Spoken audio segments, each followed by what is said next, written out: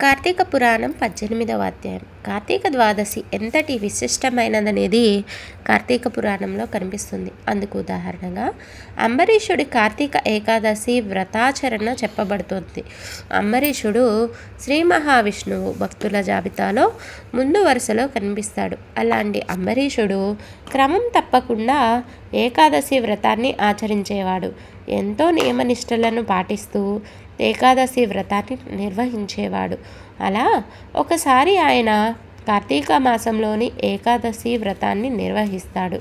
ఏకాదశి రోజున ఉపవాసం ఉన్నవారు ద్వాదశి తిథి దాటిపోకముందే పారణ చేయాలి, అంటే ఆహారం తీసుకోవాలి. ఇది తప్పనిసరి నియమం. అందువలన ద్వాదశి పారణ చేయడానికి అంబరీషుడు సిద్ధమవుతూ ఉండగా దుర్వాస మహర్షి అక్కడికి వస్తాడు.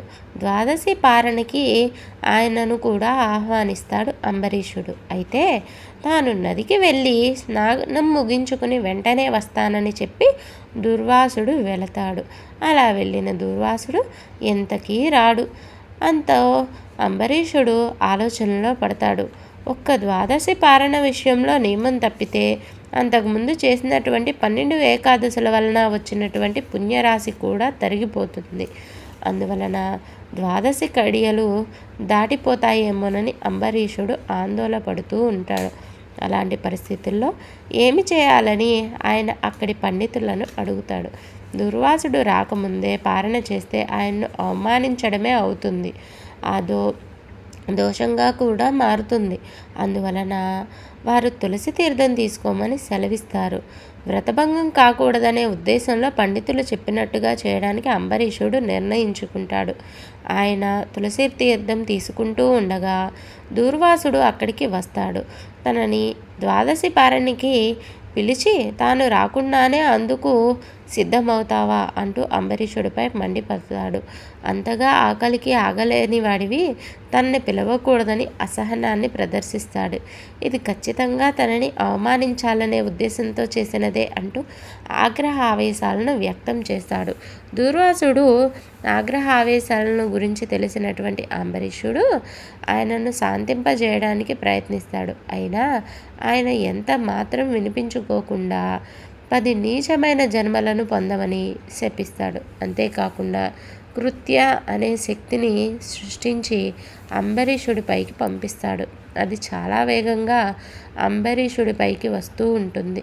దాంతో ఇలాంటి పరిస్థితుల నుంచి తనని ఆ మహావిష్ణువే కాపాడాలంటూ అంబరీషుడు తలుచుకుంటాడు. దాంతో ఆయన పూజా మందిరంలో ఉంచబడినటువంటి విష్ణు చక్రం, సుదర్శన చక్రం యొక్క శక్తిని పొంది ఆ కృత్యను అంతమొందిస్తుంది.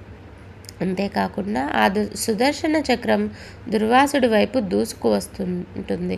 దాంతో ఆయనకు విషయం అర్థమై అక్కడి నుంచి పరుగందుకుంటాడు. బ్రహ్మదేవుడి దగ్గరికి, పరమేశ్వరుడి దగ్గరికి వెళ్ళి తనని కాపాడమని అడుగుతాడు. సుదర్శన చక్రాన్ని నిరోధించే విషయంలో వాళ్ళు అనాసక్తిని చూపిస్తారు.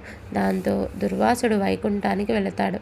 వైకుంఠంలో శ్రీ మహావిష్ణువుకు నమస్కరించి తనని రక్షించమని కోరతాడు. అప్పుడు దుర్వాసుడి ధోరణి పట్ల స్వామి అసహనాన్ని వ్యక్తం చేశాడు. మహాభక్తుడైనటువంటి అంబరీషుడి విషయంలో అలా వ్యవహరించకుండా ఉండవలసిందని అంటాడు. అంబరీషుడికి ఆయన ఇచ్చినటువంటి శాపాన్ని తాను భరించనున్నట్టు చెబుతాడు. ఏ ఏ కారణాల వలన తాను ఏ ఏ అవతారాలను ధరించుచున్నది చెబుతాడు.